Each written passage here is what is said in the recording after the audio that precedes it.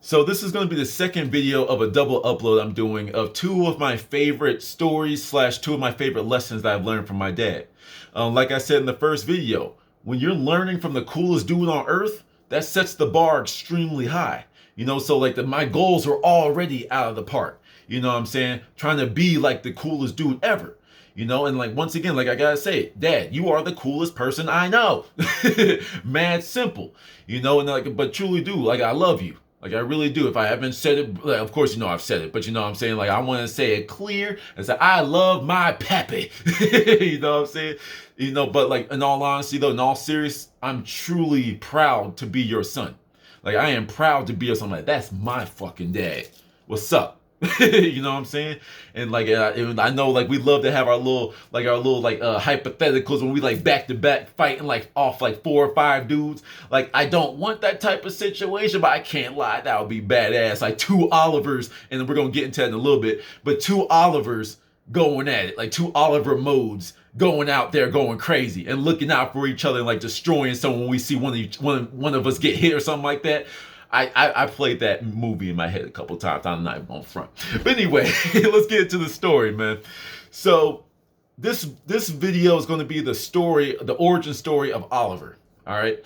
For those of you that are new to my channel, I may seem nice. I may seem like super spiritual. I don't know what y'all come to watch me for. All the above. I got my rocks. I'm spiritual. I'm hippy dippy with it. But we got that mode. All right. So in my head, there's 3 different personalities that all work together to make me as a whole. All right. And at certain times in my life, at certain times throughout the day or whatever I might inhabit, I'll let one play a little bit more than the other. You know what I'm saying? I'll let one out and let them do what they got to do. So Prince is my inner child. All right, it's the innocent one. It's the naive one. It's the playful person. It's the goofy one. It's the loner. They're all kind of loners in their own way, but it's the true loner where it's like, it's like the 6-year-old that was like, raised as an only child, no brothers, no sisters running around the house. It was just me most of the time. So I had to entertain myself. I had the imaginary friends. I talked to toys, you know what I'm saying? Like I would play the practice mode in fighting games and just beat up the dummy, like it's like I was never even like a competitive person even back in the day like that. But that's Prince, right? That's the angel on my shoulder, essentially, right? That's my light self, the light version of myself. Oliver is the dark side of me. Okay, Oliver is my lower self, and there's nothing wrong with the higher self, lower self, and that is all. They all work together. It's like the yin and the yang. Both sides have their purpose, right? But Oliver is a side that comes out of me when I'm hurt. It's like my survival mode. I just gave it a name. You know what I'm saying? It's like when I'm hurt, when I really have to dig deep, when I have to go deep in me and find some crazy energy, or if I'm in danger or something like that. So like when I told and once again, it's like one of my favorite videos, but one of my, more emotional videos, Black Kid, White School, if you're new to my channel, where I tell you some of my stories about college and how college kind of fucked me up. You know what I'm saying? But during those times, Oliver was out in full force. Like all of my friends that knew me like junior and senior year, like they were like, yo, you're actually a scary dude. Like you were scary back then. Like you were intimidating. It's like because I was in a dark place. I was in a militant mindset at that time because of all the stuff that was going on back then. So I was always ready for someone to try me. And I was just making sure it's like, well, I'm not going to give you that warm up with Prince. I'm not going to let Prince talk to you. You're going to talk to me. And you see, I'm kind of getting into that mode, so we're gonna calm down. You know what I'm saying? But that's Oliver. Now, I said there's 3 personalities. We don't talk about number 3. Number 3 is that dude in the basement. We have another word, but I'm getting away from the word that we typically call it. So that dude in the basement. You know what I'm saying? Oliver is that dude. And you have to say that dude every time, But that dude in the basement, that's like our big red button. You know what I'm saying? That's our big red button. If Prince can't talk you out of this situation and you smack Prince, you punch Prince in the face, I'm going to come back and my eyes are going to be different. Like, I'm like, all right. Like, it's like Oliver is like a version of my dad in me. It's like I put a little bit, like I dressed him up and everything. Oliver is like the silent assassin. He don't talk, and when he does, it's very quick. You know what I mean? And he's the one like with the dress shoes, the dress pants, you know what I'm saying? Wearing like the vest and the dress shirt and the tie, he's clean. But he's ready to get dirty. We wear a white shirt on purpose. If you be about to be an assassin, you wear the white shirt, you're ready to see some results, if you catch my drift. Like Oliver loves knives. Like it is what it is. Like I'm not a gun person, you know. I find guns to be, you know, impersonal. I find like anyone can kill someone from mad away. It's like if you push me to that situation, that's when the dark side comes out of me. But the dude in the basement is, if Oliver ever goes down, you better hope to God we don't get back up.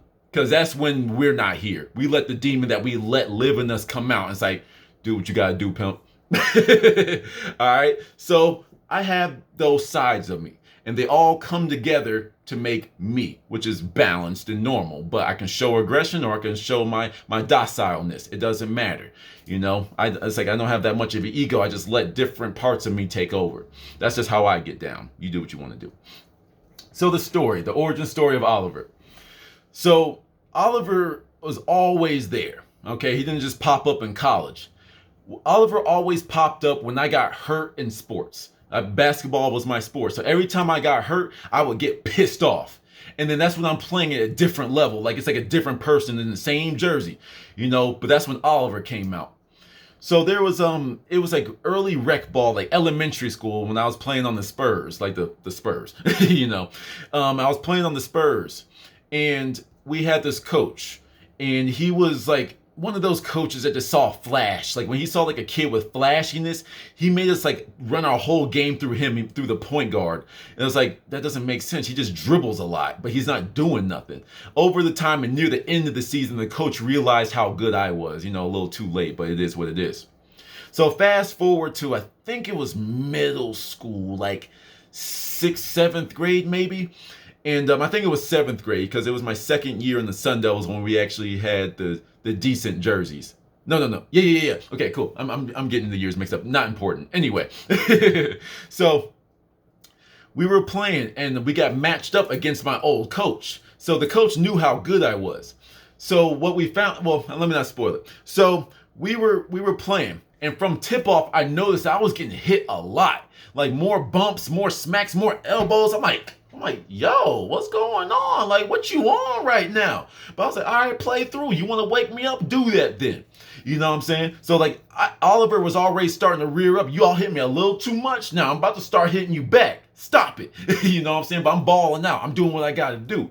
But then I noticed they started hitting me harder and harder and harder. I'm like, yo, how is this whole team not fouled out yet, ref? What is going on? Like, I lived on the free throw line that game. So then there was this kid on that team, man. This kid was like, you know, like when you see that grown man in a middle school basketball game, like he was like one of those, like, you know, like big for his age moments. Like he was like a grown man in a middle school body. So eventually we were playing, and like I went up for a layup on him. I got the layup, but he smacked the crap out of me. And I was like, yo, like it's like one of those moments like in slow motion, like, yeah, what you on, bro? But then like as I turned, like I fell directly on my knee. Like the pain was so crazy. Like I thought like I like broke my knee, but nothing happened like that. It just hurt really freaking bad. So like I'm like clutching it, I'm rocking back and forth, I'm rolling. I'm like, yo, God, this hurts. But then like this weird, like in the back of my head at that moment, I'm like, yo, where my dad at? Because my dad was the coach at that time. So like, you know, like I was like, yo, your player hurt, and I'm your son. Where you at, bro? But I didn't see what was going on. So like what had happened was the reason why he was delayed is like he found out like that the coach, my old coach, told his team to hit me up, like to hurt me, essentially. And you know, with my dad, like the hood, rich, and military trained, he was ready to handle some stuff. But like eventually he came out there. Now this is the precipice of the story. He came out there, and like I heard my dad's voice, like cause like my eyes are tearing up, they're closed because I'm in so much pain. So then my dad was like, yo, he's like, yo, come on, bro. Come on, boy. We need you. Come on, boy. I was like, yo, Dad, I don't think I can play. I remember this. I was like, I don't think I can play no more, man. I don't think. He said, come on, boy. You and Oliver, get up.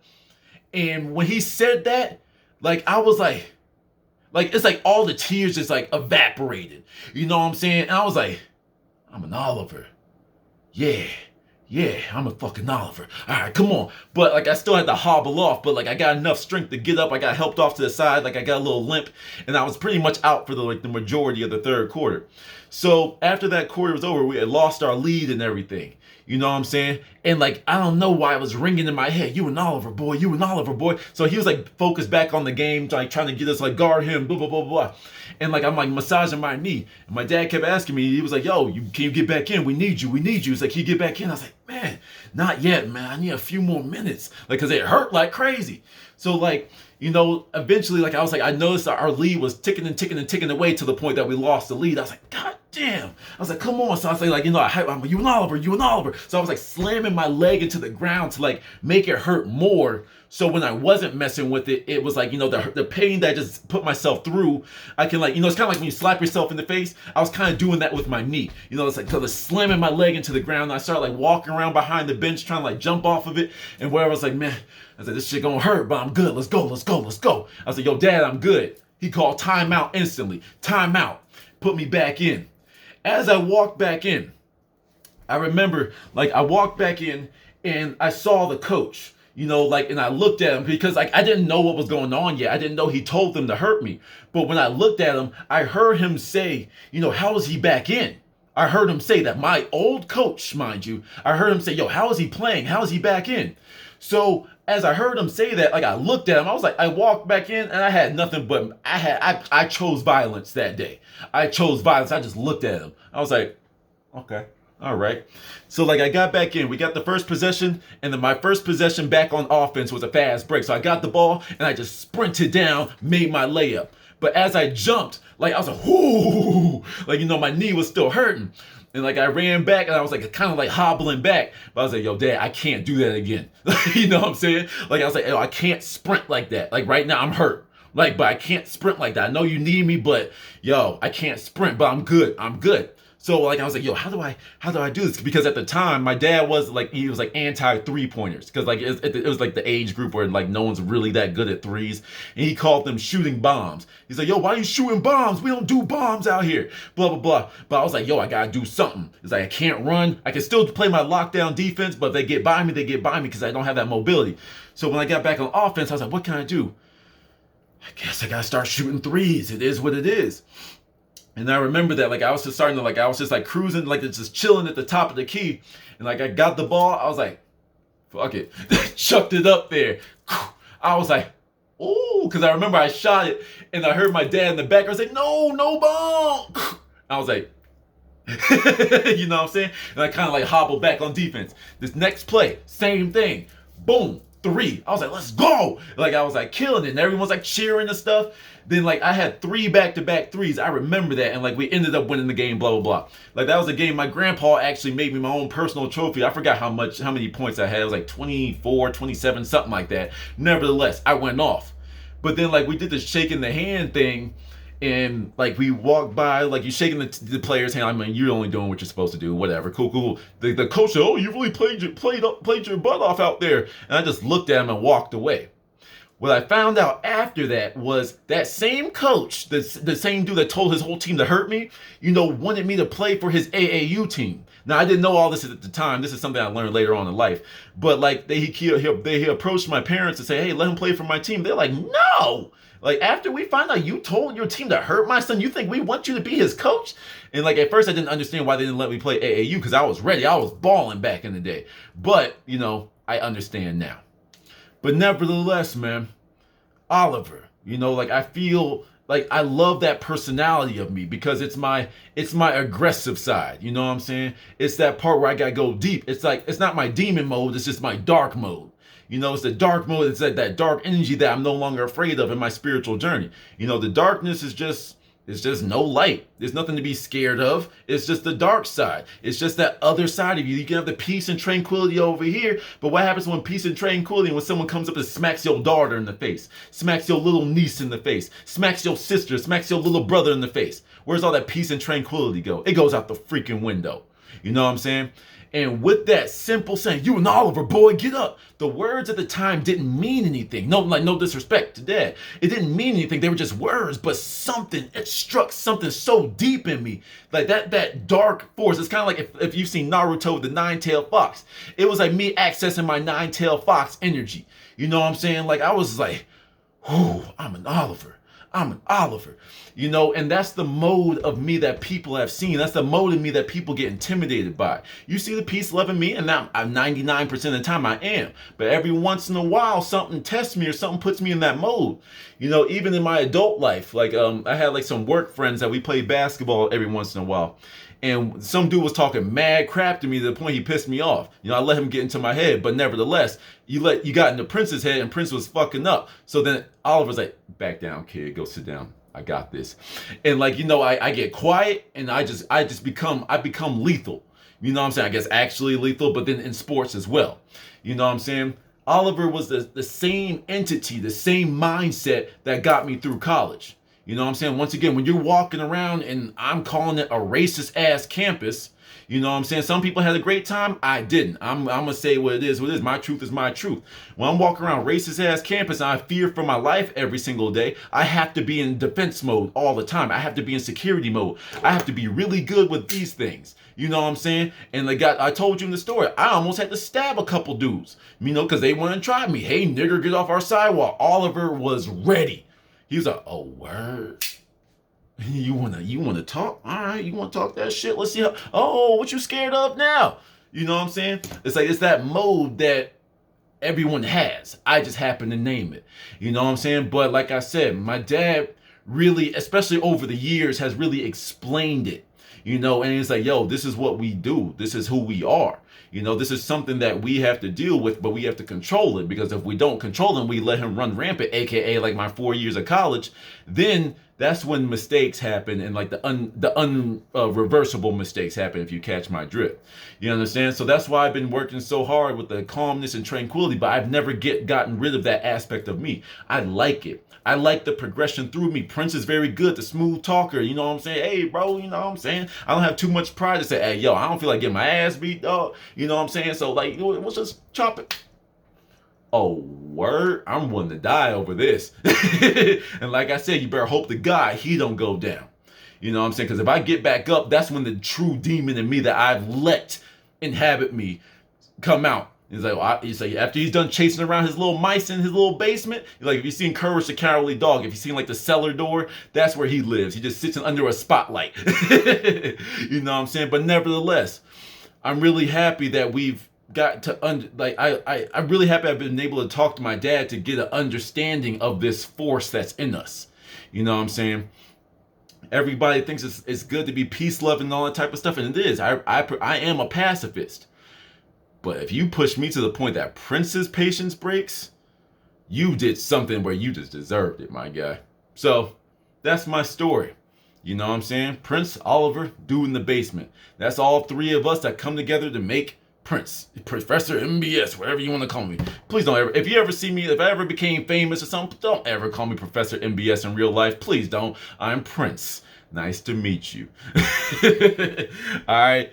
But cool. I really hope y'all enjoyed this story. Dad, once again, thank you for everything.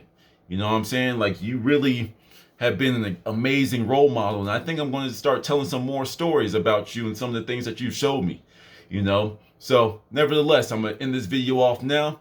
I really do appreciate y'all listening. To the next one.